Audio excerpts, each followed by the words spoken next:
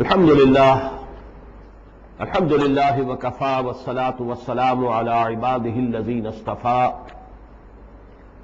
خصوصا على افضلهم وخاتم النبیین محمد الامین وعلى آلہ وصحبہ اجمعین. اما بعد فقد قال اللہ تبارک وتعالی كما ورد في سورة الحجرات: اعوذ باللہ من الشیطان الرجیم بسم اللہ الرحمن الرحیم.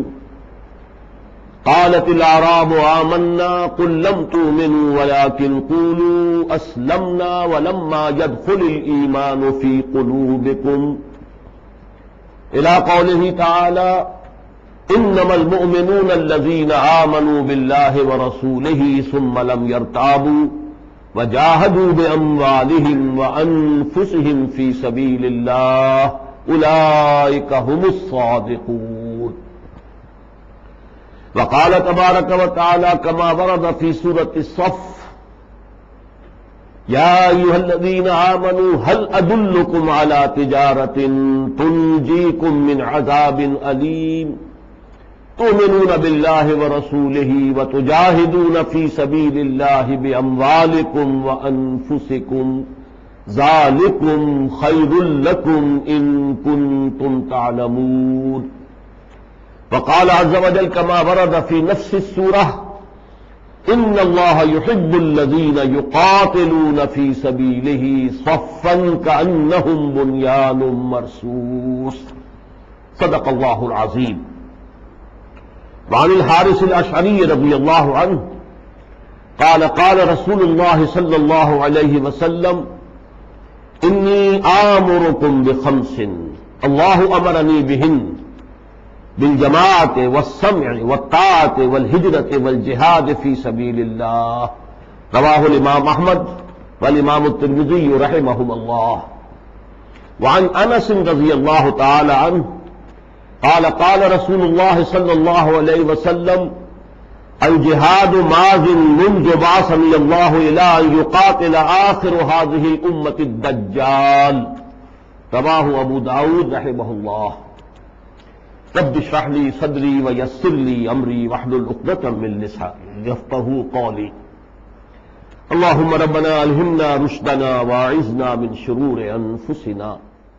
اللهم أرنا الحق حقا وارزقنا اتباعه وأرنا الباطل باطلا وارزقنا اجتنابه. اللهم وفقنا لما تحب وترضى. اللهم وفقنا أن نجاهد في سبيلك بأموالنا وأنفسنا. اللهم ارزقنا شهادة في سبيلك. آمین یا رب العالمین. معزز حاضرین اور محترم خواتین، جہاد فی سبیل اللہ کے ضمن میں خود اپنوں کو اور غیروں کو کیا مغالطے لاحق ہیں. دوسرے یہ کہ اس جہاد فی سبیل اللہ کی اصل حقیقت کیا ہے، اس کے مراحل اور لوازم کیا ہیں. تیسرے یہ کہ اس کی فرضیت اور لزوم کا کیا معاملہ ہے. تو جیسے کہ عام قاعدہ بھی ہے ہمارے دین میں، کلمہ طیبہ میں بھی پہلے نفی ہے پھر اس بات ہے لا الہ الا اللہ. اسی طرح آیت الکرسی کے بعد بھی جو آیا ہے فمن یکفر بالطاغوت ویؤمن باللہ.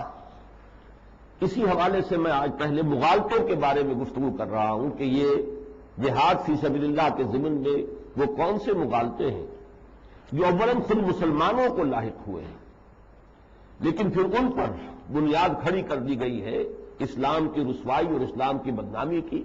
یہ دشمنوں کی جانب سے ہوا، اور ظاہر بات ہے کہ ان کا معاملہ وہی ہے کہ جو فارسی کے شعر میں کہا گیا ہے کہ نیش اقرب نہ اس پے تین است ابتدائے طبیعت اشنین است. بچھو کا ڈنک مارنا کسی کے ساتھ کینے یا دشمنی کی وجہ سے نہیں ہوتا، یہ تو اس کی طبیعت کا تقاضا ہے. تو دشمنوں کا تو تقاضا ہے، ان کی فطرت کا تقاضا ہے کہ وہ اسلام پر حملے کریں، لیکن یہ کہ اگر خود ہم نے اس کے لیے بنیاد فراہم کر دی ہو تو پہلے پھر ہمیں اپنے آپ کو ملامت کرنا چاہیے. جہاد فی سبیل اللہ کے ضمن میں سب سے بڑا مغالطہ جو بہت عام ہے، پھیلا ہوا ہے، اور صرف عوام میں نہیں خواص میں ہے، علماء کو لاحق ہے، وہ یہ ہے کہ جہاد کے معنی جنگ ہے. گویا کہ جہاد کو قتال کے مترادف یا ہم معنی قرار دے دیا گیا۔ اب غور طرف بات یہ ہے کہ کسی بھی زبان کا یہ بنیادی قاعدہ ہے کہ کسی بھی زبان کے دو الفاظ بالکل ایک مفہوم کے نہیں ہوتے۔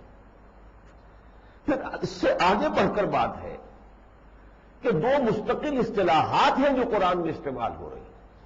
جہاد فی سبیل اللہ ایک مستقل اصطلاح ہے، قتال فی سبیل اللہ ایک مستقل اصطلاح ہے۔ میں نے ابھی جو آیات تلاوت کی تھی، چھوٹی سی سورت ہے، 14 آیات پر مشتمل سورہ صف، اور اس میں دونوں اصطلاحات آئی ہیں۔ آیت نمبر 4 میں قتال فی سبیل اللہ کی اصطلاح ہے، ان اللہ یحب الذین یقاتلون فی سبیلہ صفا کانہم بنیان مرصوص، اور پھر آگے جا کر آیت نمبر 11 میں جہاد فی سبیل اللہ ہے، تؤمنون باللہ ورسولہ وتجاہدون فی سبیل اللہ باموالکم وانفسکم۔ اب ان دونوں کو مترادف قرار دینا یقیناً بہت بڑی غلطی ہے۔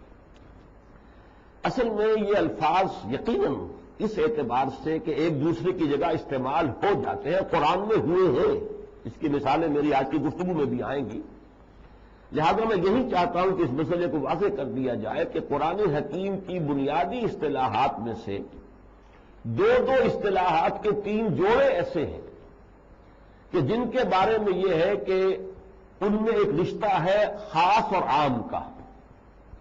مثلا مومن اور مسلم بظاہر مترادف ہے، ایک ہی شخص کے لیے دونوں الفاظ کا استعمال ہو سکتا ہے، لیکن مسلم عام ہے، مومن خاص ہے۔ کیا مانی؟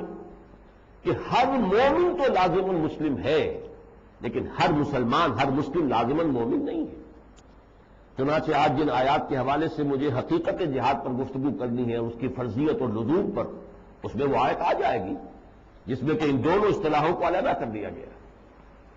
اسی طرح کی 2 اصطلاحات پر مشتمل ایک اور جوڑی ہے، نبی اور رسول۔ ان میں بھی باقی جو اور امتیازات ہیں یا اور اعتبارات سے کوئی فرق ہے، لیکن یہ سب کے نزدیک متفق علیہ ہے کہ نبی عام ہے، رسول خاص ہے، یعنی ہر رسول تو لازماً نبی ہے، لیکن ہر نبی لازماً رسول نہیں ہے۔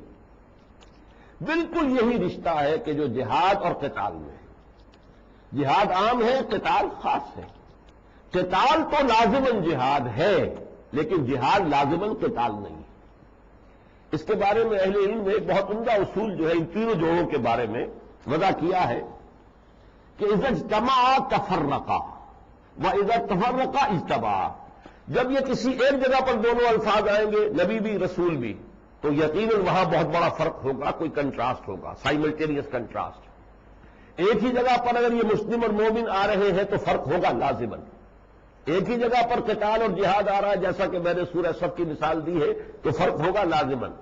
لیکن یہ کہ اگر علیحدہ علیحدہ استعمال ہو رہے ہیں تو یہ ایک دوسرے کی جگہ استعمال ہو جاتے ہیں۔ نبی کی جگہ رسول، رسول کی جگہ نبی، یہ الفاظ مستعمل ہو سکتے ہیں۔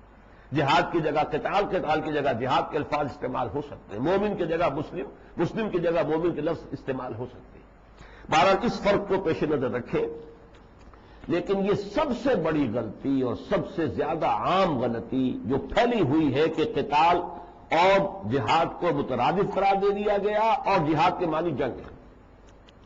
اب اسی پر مبنی ہے فشت اول چون نہد میں مار کا، تاثریہ میرور دیوار کا، جب اس پر تو نتائج نکلیں گے۔ اگر جہاد کا مطلب قتال ہے تو ظاہر بات ہے قتال تو ہر وقت ہوتا ہی نہیں، اور قتال کے بارے میں تقریباً یہ طے ہے کہ یہ فرض کفایہ ہے، الا یہ کہ کوئی ایسی استثنائی صورت ہو جائے جیسے کہ غزوہ تبوک کے موقع پر نفیر عام تھی کہ ہر شخص نکلے، لیکن عام طور پر تو ظاہر بات ہے کہ قتال جو ہے وہ فرض عین نہیں ہے، فرض کفایہ ہے۔ اگر 100 آدمیوں کی ضرورت ہے اور 100 آدمی نکل آئے، باقیوں کی طرف سے وہ فرض ادا ہو گیا۔ جیسے ہمارے ہاں نماز جنازہ فرض کفایہ ہے، کچھ لوگوں نے ادا کر لی ہے تو سب کی جانب سے ادا ہو جائے گی، لیکن کسی مسلمان کی نماز جنازہ کسی نے بھی ادا نہیں کی تو سب کے سب گناہگار ہو جائیں گے۔ اسی طرح کا معاملہ قتال کا ہے، جیسے کہ خلافت راشدہ میں ہوتا تھا کہ اگر جنگ چل رہی ہے شام کے محاذ سے مطالبہ آیا ہے کہ 10,000 آدمیوں کی مزید ضرورت ہے، اب یہاں اعلان کر دیا گیا 10,000 نکل آئے تو باقی لوگ آرام سے اپنے گھروں میں رہے، وہاں بسے سہیں سوئے، کوئی ان کے اوپر کوئی الزام نہیں۔ تو قتال اول تو ہر وقت ہے نہیں، اور ہے تو وہ فرض عین نہیں ہے، بالکل استثنائی حالات میں فرض عین بنتا ہے، ورنہ وہ فرض کفایہ ہے۔ گویا کہ اس کے نتیجے میں جہاد کا تصور ہمارے جو دینی تصورات ہیں ان سے بحیثیت مجموعی خارج ہو گیا۔ تیسری چیز جس نے میں سمجھتا ہوں کہ جسے کہا جاتا ہے کہ جلتی آگ پر تیل کا کام جس نے کیا ہے اور جس کی وجہ سے پھر اصل بدنامی آئی ہے، اس لیے کہ یہ جو دوسرا نتیجہ میں نے بیان کیا کہ جہاد اور قتال کو مترادف سمجھنے کا جو پہلا نتیجہ نکلا وہ یہ کہ مسلمانوں کے دینی تصورات سے جہاد جو ہے فیڈ اوے کرتا چلا گیا، پس منظر میں چلا گیا، اس کی کوئی اہمیت نہیں، یہ کوئی فرض عین نہیں ہے، یہ کوئی لازم نہیں ہے، یہ کوئی ضروری شے نہیں ہے۔ لیکن یہ دوسرا نتیجہ جو میں عرض کرنے چلا ہوں یہ وہ ہے کہ جس نے اصل میں جہاد فی سبیل اللہ کی اصطلاح کو بدنام کیا، اور وہ یہ کہ مسلمان جب بھی جنگ کرے وہ جہاد فی سبیل اللہ ہے۔ اس کے جو بدترین نتائج نکلے، ہمارا جو دور ملوکیت تھا، اب ظاہر بات ہے کہ بادشاہوں کی ہوس سے ملک گیری تاکہ بڑے سے بڑے محل بنا سکیں، زیادہ سے زیادہ ریونیوز آئیں، وہ جو ہے جنگیں کر رہے ہیں اور وہ بھی جہاد فی سبیل اللہ ہے، تو ظاہر بات ہے کہ اس کے نتیجے میں تو اس مقدس اصطلاح کو بدنام ہونا ہی تھا۔ تازہ ترین مثالیں آپ کو دے رہا ہوں، اسی صدی کے وسط میں 50s میں ایک آزادی کی جنگ لڑی جا رہی تھی الجزائر میں، فرانس سے آزاد ہونے کے لیے جدوجہد تھی، جنگ تھی۔ ظاہر بات ہے میں بعد میں عرض کروں گا کہ مسلمانوں کا وصول حریت کے لیے جہاد جائز جہاد ہے، لیکن ایک آزادی کا جہاد ہے، آزادی کی جنگ ہے، اور ایک ہے جہاد فی سبیل اللہ، لیکن اس جہاد کو لیبل کر دیا گیا جہاد فی سبیل اللہ۔ چنانچہ میں ذاتی تجربہ بتا رہا ہوں کہ اس زمانے میں میں منجمری میں تھا جو اب سائیوال کہلاتا ہے، اور وہاں کی جماعت اسلامی کا میں امیر تھا، تو علامہ بشیر الابراہیمی الجزائری تشریف لائے تھے اور ان کے ساتھ ایک آرمی آفیسر تھے کرنل عودا۔ لیکن علامہ بشیر الابراہیمی الجزائری ایک بڑی دینی شخصیت، اونچی شخصیت، انہوں نے آ کر جہاد فی سبیل اللہ پر جو شیلی تقریر کی، بہرحال وہ عربی میں تھی لیکن پھر بھی کچھ سمجھ میں آ رہا تھا، عام لوگ بھی کچھ نہ کچھ الفاظ جب بیچ میں آتے تھے تو اس پر وہ نعرے لگاتے تھے۔ لیکن یہ کہ ہم نے جو بھی ہو سکا پیسے جمع کیے، ان کی خدمت میں پیش کیے، لیکن نتیجہ کیا نکلا؟ جب وہ جہاد کامیاب ہوا تو ایک سوشلسٹ ریاست وجود میں آ گئی۔ یہ عجیب بات ہے، درخت آم کا تھا اور لگ گیا ہے اس پر کوئی اور شے، کوئی اور پھل لگ گیا۔ نتیجہ کیا ہے کہ در حقیقت وہ جہاد حریت تھا، جہاد فی سبیل اللہ تھا ہی نہیں۔ جہاد حریت کے اعتبار سے جو نتیجہ برآمد ہوا وہ وہاں کے سمجھنے والے لوگ جو بھی تھے، جو وہاں کا ایلیٹ تھا، جو بھی ان کے اذہان تھے، جو ان کا فکر تھا، جو ان کے نظریات تھے، اس کے مطابق نظام بن گیا۔ یہی حال ہمارے پڑوس میں ہوا افغانستان میں۔ بنیادی طور پر افغانستان میں بھی جو جنگ لڑی گئی وہ جہاد حریت، آزادی کی جنگ تھی، اس لیے کہ اس میں اصل جو زور آیا ہے وہ اس وقت آیا ہے کہ جب روسی افواج داخل ہو گئی۔ جب روسی افواج افغانستان میں داخل ہو گئی تو اب تمام علماء کھڑے ہو گئے، اس لیے کہ جو ہمارے فطری تصورات ہیں اس کی روح سے بھی کسی مسلمان ملک پر اگر غیر مسلم حکومت کی فوجیں حملہ آور ہو جائیں تو پھر دفاع فرض عین ہو جاتا، لہذا اس کے درجے میں اور اس کے جذبے سے سرشار ہو کر پوری قوم کھڑی ہو گئی۔ ہم نے اس کو بھی لیبل دیا جہاد فی سبیل اللہ کا، اور دنیا بھر میں ڈنکا بجا دیا، ایسا ڈنکا بجایا ہے کہ واقعہ یہ ہے کہ پوری دنیا سے کھچ کر والنٹیئرز آئے ہیں، اور جو باہر سے آئے ہیں میں سمجھتا ہوں کہ ان کے دل میں جذبہ وہی جہاد فی سبیل اللہ کا تھا، لیکن اصل جو کیفیت تھی وہ افغانستان میں تو جہاد حریت کی تھی۔ نتیجہ کیا نکلا؟ روسی افواج نکل گئے اور اب آپس کے اندر خانہ جنگی شروع ہوئی، اور وہ جہاد فی سبیل اللہ فساد فی سبیل اللہ بن گیا۔ یہ تو کچھ عرصے کے بعد پھر یہ کہ کچھ نوجوان طالب علم اٹھے، کچھ عربی مدارس کے، اور انہوں نے بھی جہاد فی سبیل اللہ کی بات نہیں کی ہے، انہوں نے جہاد فی سبیل الامن کیا، امن قائم کرنے کے لیے۔ یہ دوسری بات ہے کہ چونکہ علماء تھے انہوں نے یہ کام کیا تھا، جس طریقے سے ایرانی ریولوشن، وہ بھی ظاہر بات ہے کہ جو تمام جو بھی مختلف قسم کے گروہ ایران میں موجود تھے انہوں نے مل کر شاہ کے خلاف جدوجہد کی تھی۔ ان میں توبے پارٹی بھی تھی، لیفٹسٹ بھی تھے، مجاہدین خلق بھی تھے، علماء بھی تھے، سب تھے، جیسے ہمارے ہاں اینٹی بھٹو موومنٹ کا معاملہ تھا۔ لیکن وہاں چونکہ علماء نے پھر اس کو قابو میں کر لیا، ہائی جیک کر لیا، اور وہ علماء تھے تو انہوں نے اسلامی قوانین نافذ کیے اور اسلامی جو شاعر ہیں ان کی تنفیذ کی۔ اسی طرح کا معاملہ افغانستان میں طالبان کے ذریعے ہوا ہے۔ جہاد فی سبیل اللہ کے جو مراحل ہیں، اس کے جو لوازم ہیں وہ وہاں بھی پورے نہیں ہوئے۔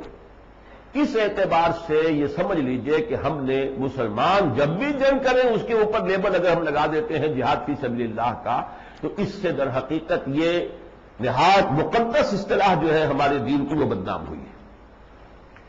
اب آئیے میں اپنی گفتگو کے دوسرے حصے پر کہ اس کی اہمیت اور لزوم کا کیا عالم ہے عضو قرآن۔ ویسے تو اس میں قرآن مجید کی 20 آیات کوٹ کی جا سکتی، میں صرف 2 مقامات سے آپ کے سامنے آیات کوٹ کر رہا ہوں۔ ایک اس اعتبار سے کہ ایمان کا جزو لازم ہے جہاد فی سبیل اللہ۔ جہاد فی سبیل اللہ نہیں ہے تو ایمان نہیں ہے، بلکہ میں الفاظ استعمال کروں گا کہ ایمان حقیقی کے 2 اضافی ارکان ہیں، ایک یقین دل میں اور دوسرے جہاد عمل میں۔ اس کے لیے میں اب آپ کو سورہ حجرات کی 14ویں اور 15ویں آیات کا حوالہ دے رہا ہوں۔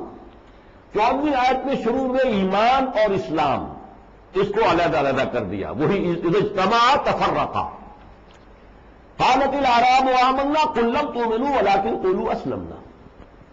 یہ بدو کلیم کر رہے ہیں، دعویٰ کر رہے ہیں کہ ہم ایمان لے آئے۔ اے نبی ان سے کہہ دیجئے تم ایمان ہرگز نہیں لائے ہو۔ ہرگز کا اضافہ میں کر رہا ہوں اس لیے کہ لم کے ساتھ یہاں نفی کی گئی ہے۔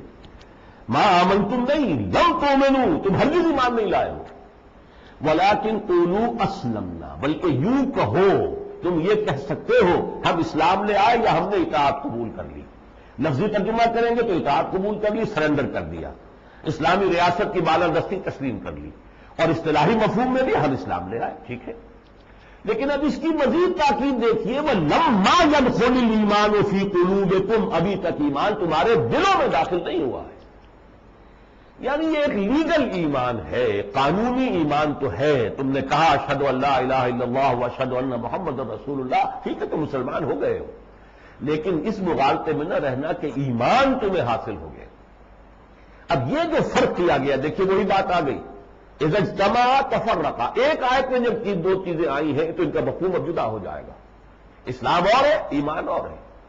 قالت الاعراب آمنا قل لم تؤمنوا ولكن قولوا اسلمنا ولما يدخل الايمان في قلوبكم۔ اب اگلی آیت میں چونکہ پس منظر بن گیا کہ ایمان اور ہے، اسلام اور ہے، تو فطری طور پر ایک سوال پیدا ہوتا ہے کہ پھر ایمان کیا ہے، اس کی ڈیفینیشن کیا ہے، اس کے لوازم کیا ہیں، اس کی شرائط کیا ہے، وہ ہمارے علم میں آنا چاہیے۔ اس اعتبار سے میں اسے کہتا ہوں کہ ایمان حقیقی کی ڈیفینیشن، تعریف پر یہ قرآن کا ذروہ سنام ہے، یہ چوٹی کا مقام ہے قرآن کا، اس لیے کہ اس تمہید کے بعد کہ اسلام اور ہے، ایمان اور ہے۔ تمہارا اسلام تسلیم، لیکن تمہارا ایمان کا دعویٰ رد۔ اب اس تمہید کے ساتھ جب آیت آ رہی ہے انما المؤمنون الذین آمنوا باللہ ورسولہ ثم لم یرتابوا وجاہدوا باموالہم وانفسہم فی سبیل اللہ اولئک ھم الصادقون۔ اب یہ آیت ایسی ہے، نوٹ کیجئے ذرا سی، یہ گرامر کی اصطلاح ہے کہ اس کے آغاز میں بھی اور اختتام پر بھی اسلوب حصر ہے۔ اسلوب حصر کسے کہتے ہیں؟ کہ ایک جملہ تو یہ ہے کہ زید عالم ہے، ایک مفہوم آپ کے ذہن میں آ گیا، زید عالم ہے۔ ایک اس میں ہی کا اضافہ ہو گیا، زید ہی عالم ہے۔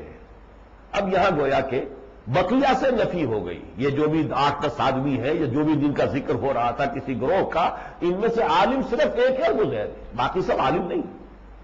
اس کو کہتے ہیں اسلوب حصر۔ انما کلمہ حصر ہے، اور آخر میں اولئک ھم الصادقون، پھر اسلوب حصر ہے۔ تو 2 طرح سے اس آیت میں ایمان حقیقی کی ڈیفینیشن کو جو ہے وہ حصر کے اندر لے کر، اور اسی لیے میں اسے کہتا ہوں کہ جامع و مانع تعریف، وہ ڈیفینیشن کہ جس میں کسی شے کے تمام اجزاء جو لازمی ہے وہ بھی آ جائے، اور کوئی شے خارجی جو ہے اس میں جمع نہ ہو سکے اور اس میں داخل نہ ہو۔ تو یہ جامع و مانع تعریف ہے ایمان کی، انما المؤمنون الذین آمنوا باللہ ورسولہ ثم لم یرتابوا۔ مومن حقیقی تو صرف وہ ہے جو ایمان لائے اللہ پر، اس کے رسول پر، پھر ہرگز شک میں نہیں پڑے۔ یہ واحد مقام ہے قرآن مجید کا جہاں اس ایمان کے بعد ثم لم یرتابوا کا اضافہ ہے، جس سے معلوم ہو کہ وہ ایمان یقین کی شکل اختیار کر گیا، یقین بھی ایسا کہ شکوک و شبہات کر کے کھا کے اس میں چبھے ہوئے نہ ہو۔ پہلی شرط لازم تو یہ ہوئی ایمان حقیقی کی، اور دوسری شرط لازم وجاہدوا باموالہم وانفسہم فی سبیل اللہ اولئک ھم الصادقون۔ دوسرا یہ کہ انہوں نے جہاد کیا اللہ کے راستے میں اپنی جانوں اور مال کے ساتھ۔ انما المؤمنون الذین آمنوا باللہ ورسولہ ثم لم یرتابوا وجاہدوا باموالہم وانفسہم فی سبیل اللہ اولئک ھم الصادقون۔ صرف یہی لوگ ہیں جو سچے ہیں۔ سچے کس چیز میں؟ دعوی ایمان میں۔ اب اس کو ذرا میں چاہتا ہوں ٹیکنیکلی واضح کر دوں۔ دیکھیے اسلام کے 5 ارکان، اور میں اس حوالے سے یہ بات عرض کر رہا ہوں کہ بعض ہمارے مفکرین نے خاص طور پر جو دعوت کی کسی جد و جہد کو لے کر کھڑے ہوئے، کوشش کی ہے کہ جہاد کو بھی ارکان اسلام میں داخل کر دیں اس کی اہمیت کے پیش نظر، لیکن میرے نزدیک یہ کوشش غلط ہے۔ ارکان اسلام معین ہے، متفق علیہ حدیث حضرت عبداللہ ابن عمر سے رضی اللہ تعالی عنہما، بخاری اور مسلم دونوں میں موجود، بنی الاسلام علی 5 شہادت لا الہ الا اللہ وان محمد رسول اللہ واقام الصلاۃ وایتاء الزکوٰۃ وصوم رمضان وحج البیت من استطاع الیہ سبیلا۔ ان 5 میں سے نہ کسی کو ہم کم کر سکتے ہیں نہ اس میں کسی کا اضافہ کر سکتے۔ اسلام کے تو 5 ارکان یہی رہیں گے۔ کلمہ شہادت، اب ظاہر بات ہے کلمہ شہادت صرف زبان سے باللسان والا معاملہ ہے، اور اس کے ساتھ نماز، روزہ، حج، زکوٰۃ، 4 modes of worship، عبادات کی یہ 4 شکلیں۔ ان میں اب جیسا کہ میں عرض کر چکا ہوں کہ یہ اسلام تو عام ہے، ایمان خاص ہے۔ ایمان میں یہ 5 چیزیں تو چلیں گی، یہ اس کا جز ہے، لازم ہے، یہ 5 ارکان تو رہیں گے۔ 2 اضافی ارکان کا اضافہ کرنا ہوگا۔ ایک یہ شہادہ جو ہے، شہادت اللہ الہ الا اللہ وان محمد رسول اللہ، اس سے ذرا ادھر یقین قلبی کا اضافہ کیجیے۔ اور دوسرے، ایسے اس کی ایک مثال ہے کہ وہ جو کرن ہوتی ہے روشنی کی، اس کو جب پھاڑ دیتے ہیں، پرزم سے گزرتی ہے تو پھر اس میں 7 رنگ ظاہر ہو جاتے ہیں، لیکن وہ 7 رنگ تو ظاہر ہیں، 2 اور بھی ہوتے ہیں، انفرا ریڈ اور الٹرا وائلٹ، وہ نظر نہیں آتے، ویزیبل نہیں ہے۔ اسی طریقے سے یہ 5 تو رہیں گے، یہ تو اسلام ہے، اسلام عام ہے، یہ بیس ہے، ایمان اس کے اوپر مارا منزل آئے گی۔ یہ 5 ستون تو چلیں گے، لیکن 2 ستون اضافی ہو جائیں گے، یقین قلب میں، جہاد عمل میں۔ گویا کہ ایمان حقیقی کے ہم یوں کہہ سکتے ہیں کہ 7 ارکان ہیں، یقین قلبی، شہادت لسانی، نماز، روزہ، حج اور زکوٰۃ، اور جہاد فی سبیل اللہ۔ بہرحال یہاں یہ بات بالکل واضح ہے اس آیہ مبارکہ سے کہ ایمان کی ڈیفینیشن کا جزو لازم ہے جہاد فی سبیل اللہ۔ اس کے 2 ارکان لازم ہیں، ایک یقین دل میں اور دوسرے جہاد عمل میں۔ دوسرا مقام سورہ صف کی 2 آیات جو بالکل واضح کر رہی ہے کہ جہاد فی سبیل اللہ کے بغیر نجات نہیں ہے، عذاب الہی سے چھٹکارا ممکن نہیں ہے۔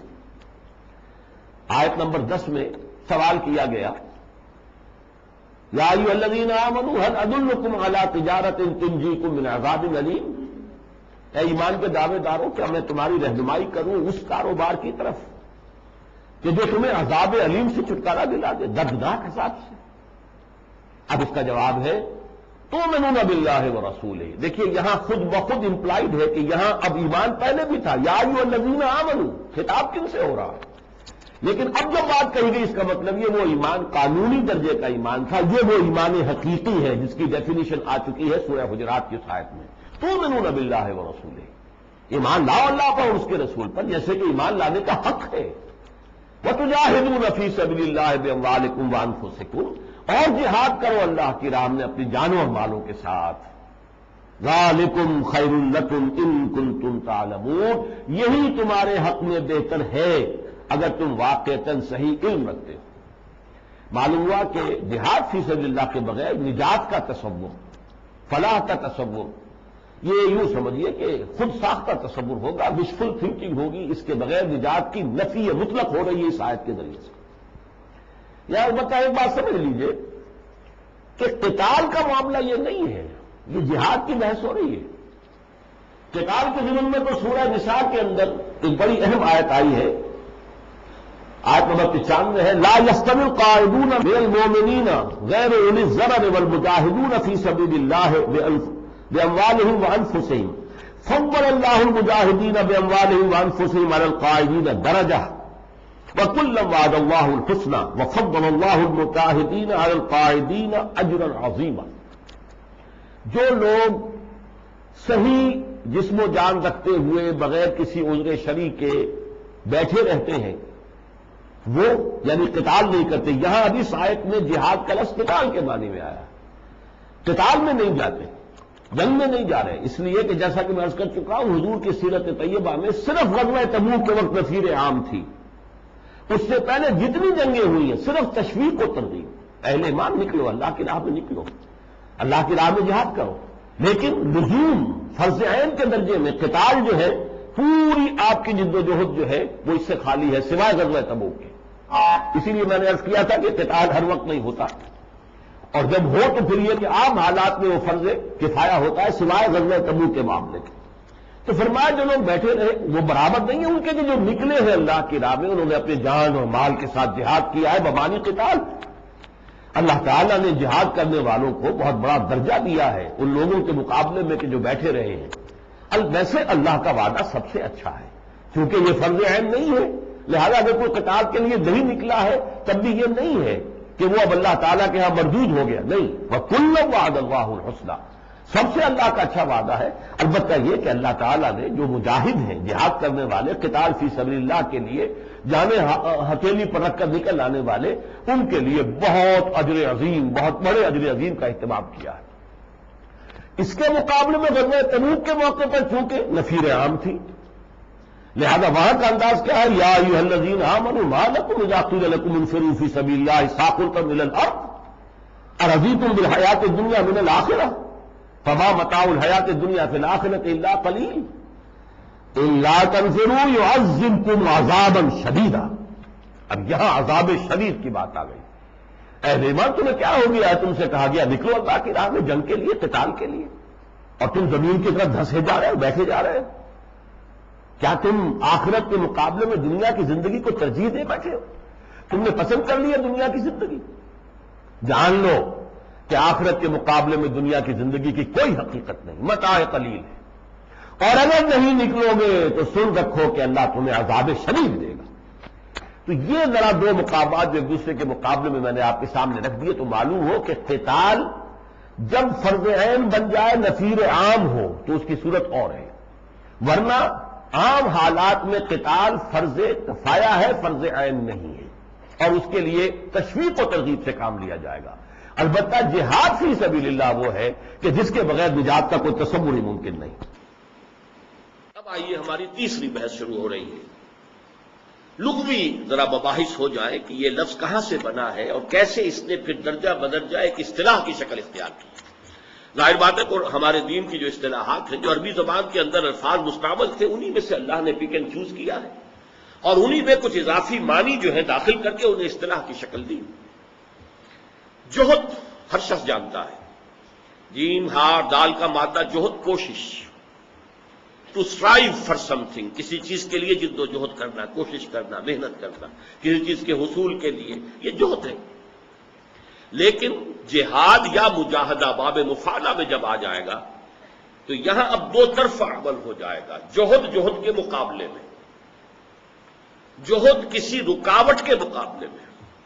اس کے لیے انگریزی لفظ ہوگا بہترین to struggle against something. Struggle کے ساتھ ہمیشہ آپ کو struggling against heavy odds, against کا لفظ جو ہے مناسبت کے ساتھ آتا ہے، اور اسٹرائیو کے ساتھ to strive for something, کسی مقصد کے لیے. تو گویا کہ جوہد جو ہے وہ ایک یک طرفہ عمل ہے، آپ کوشش کر رہے ہیں کسی کام کے لیے. اور جہاد جبکہ کوئی مقابلے کے اندر کوئی رکاوٹ موجود ہے، آپ بھی ایک کوشش کر رہے ہیں، کوئی اور بھی کوشش کر رہا ہے، کوشش کا کوشش سے مقابلہ ہو رہا ہے، کوشش کا کوشش سے تصادم ہو رہا ہے، تو یہ جہاد ہے. بالکل اسی طریقے سے قتل اور قتال ہے. قتل ایک یک طرفہ عمل ہے. ایک شخص جا رہا تھا، کسی نے گولی مار دی، اسے تو پتہ بھی نہیں تھا، اس کے ساتھ گمان میں بات نہیں تھی کہ کوئی مجھے گولی مار دے گا، قتل ہو گیا، یک طرفہ عمل ہے.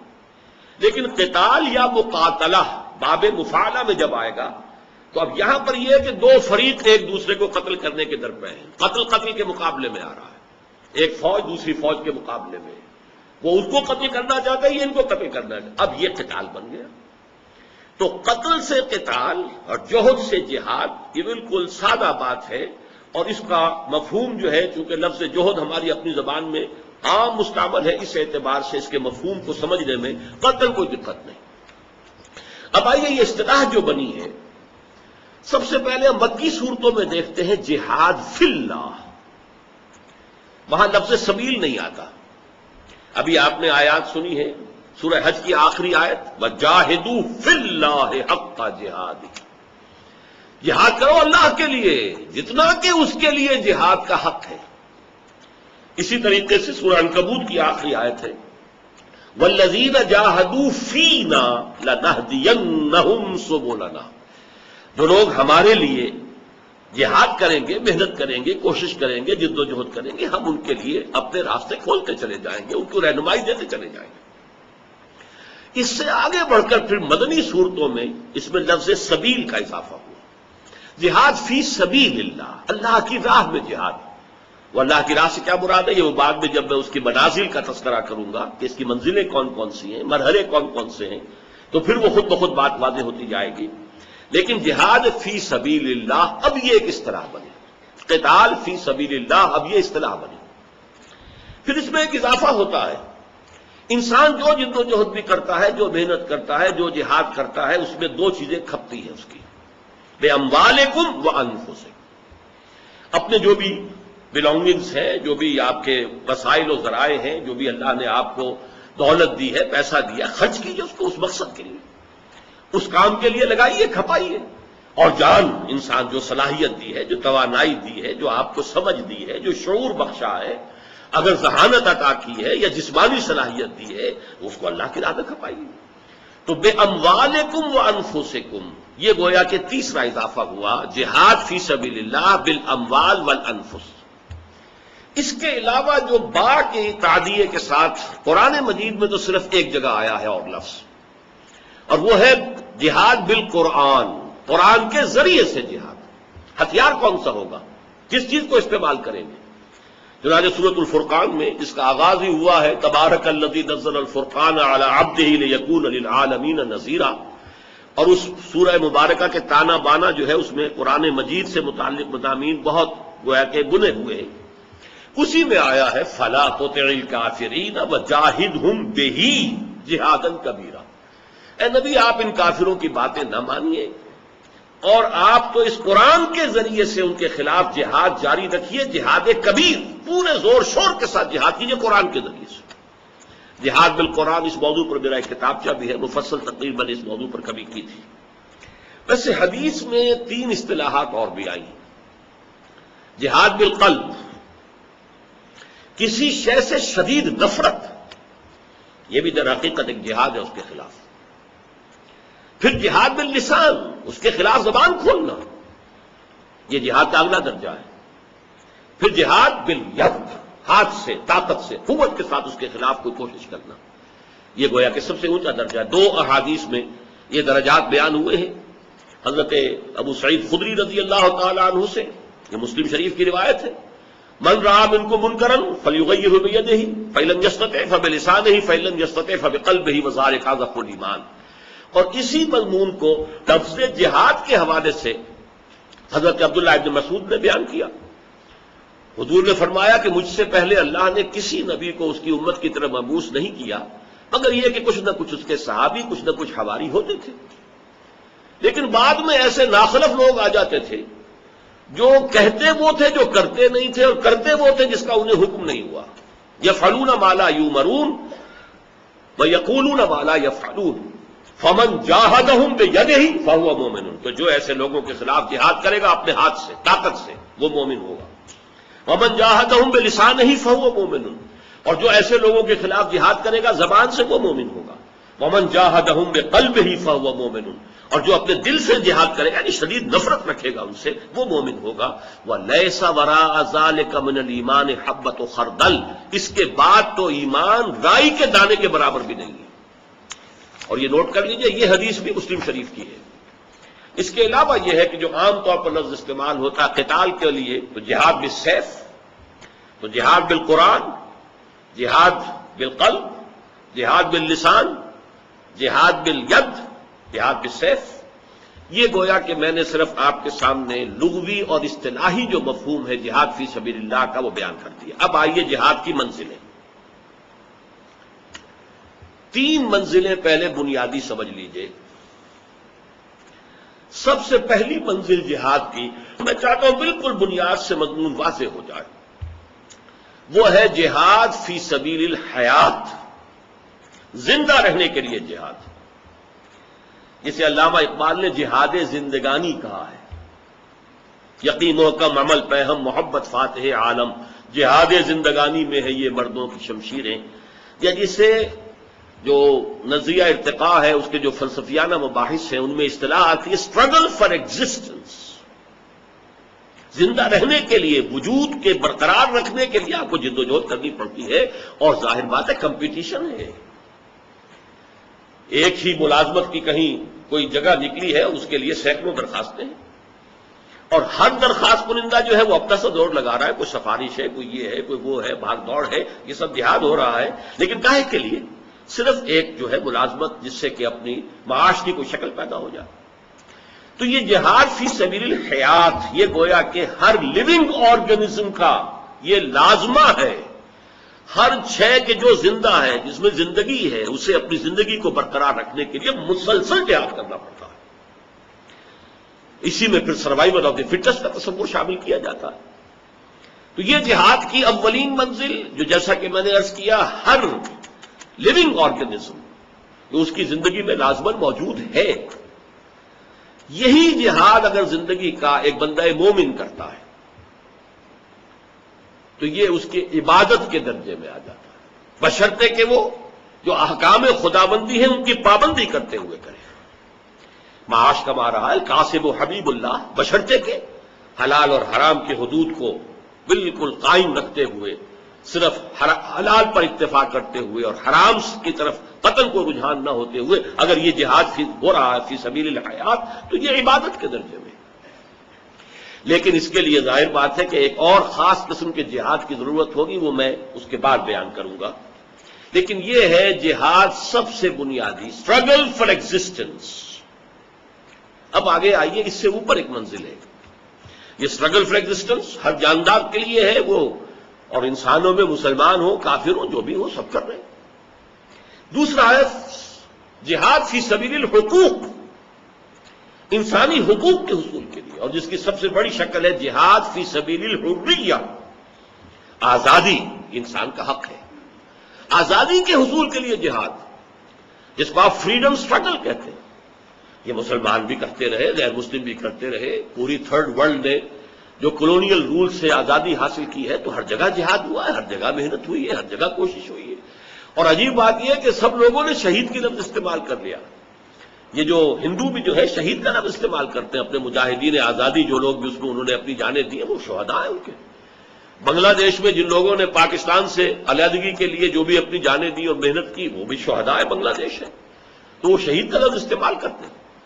تو ایک ہے جہاد فی سبیل الحریہ، اور اس کو بھی میں نے خاص کر دیا ویسے فی الحقوق، جو بھی حقوق ہیں ان کے حصول کے لیے جد و جہد، اس لیے کہ شیر کے منہ میں سے نوالا نکالنا آسان نہیں۔ اگر کوئی طبقات ایسے ہیں کہ جنہوں نے لوگوں کے حقوق غصب کیے ہوئے ہیں، کوئی ایکسپلائٹیشن ہے، سرمایہ دارانہ نظام ہے، ان کے چنگل سے نکلنا آسان کام نہیں ہے، جاگیردارانہ نظام ہے، اس کے چنگل سے نکلنا آسان کام نہیں ہے، کسی قوم نے دوسری قوم کو اپنا غلام بنا لیا ہے، اس سے آزادی حاصل کرنا کوئی آسان کام نہیں ہے، اس کے لیے جہاد اور ہو سکتا ہے قتال کی بھی ضرورت پیش آئے۔ یہ جہاد ہے فی سبیل الحقوق یا فی سبیل الحریہ۔ یہ بھی جب مسلمان کرتا ہے، اور اس میں پھر وہی شرط ہوگی شریعت کے حدود اور قیود کی پابندی کرتے ہوئے، کیونکہ اس سے باہر نکل گئے تو پھر معاملہ جو ہے وہ بالکل ہی دوسرا ہو جائے گا۔ شریعت کے حدود و قیود کی پابندی کرتے ہوئے جہاد حریت مسلمان کرتا ہے تو یہ جائز بھی ہے، اور اس میں اگر جان دیتا ہے تو مرتبہ شہادت پر فائز ہوتا ہے۔ اگرچہ یہ شہادت وہ نہیں ہے جو جہاد فی سبیل اللہ کی شہادت ہوگی، درجات کا فرق رہے گا، اگر حفظ مراتب نہ کنی زندگی، درجوں میں اگر فرق کی بات ہے تو اس کو تو ہمیں پیش نظر رکھنا ہوگا، لیکن ہے یہ بھی شہادت، اس لیے کہ حضور نے فرمایا صلی اللہ علیہ وسلم من قتل دون مالہ فہو شہید، کوئی مومن اگر اس کے اوپر ڈاکوؤں نے حملہ کیا ہے، اب اس کے لیے 2 راستے کھلے ہیں، یا تو کہیں کہ جان بخشی کرو بھائی، جو میرے پاس ہے لے لو، اور ایک یہ کہ وہ اپنے مال کی حفاظت میں ڈٹ جائے، مقابلہ کرے۔ اب اگر مارا گیا ہے تو اس کا درجہ شہادت کا ہے۔ من قتل دون مالہ، جو شخص، جو مسلمان، جو بندہ مومن اپنے مال کی حفاظت کرتے ہوئے مارا گیا وہ شہید ہے۔ یہ دو ہیں جو بنیادی منزلیں سمجھ لیجئے، پہلی دوسری۔ اب اس پہ آتی ہے تیسری منزل، کسی نظریے اور نظام کی بنیاد پر جہاد۔ آپ کسی خاص نظریے کے قائل ہو گئے ہیں، اس کی حقانیت جو ہے وہ آپ کے دل میں بیٹھ گئی ہے، جاگزی ہو گئی ہے۔ اب آپ چاہتے ہیں اس نظریے کا پرچار ہو اور اس نظریے پر مبنی نظام قائم ہو۔ اس کے منافی نظام ہے تو اس کو بدلا جائے، اس کو ختم کیا جائے، برہم زن علامہ اقبال کے الفاظ میں، کہ اس کو توڑ پھوڑ کر، یا جیسے کہ شاہ ولی اللہ نے کہا تھا فک کل نظام، اس پورے نظام کی جو ہے دھجیاں بکھیری جائے، اور وہ نظام کے جو آپ کا جو نظریہ ہے اس پر مبنی اس کو قائم کیا جائے۔ یہ ہے بلند ترین منزل جہاد کی۔ کبھی عمومی اصطلاح میں استعمال کر رہا ہوں، جہاد فی سبیل اللہ نہیں۔ پہلی منزل جہاد فی سبیل الحیات، اسٹرگل فار ایگزسٹنس۔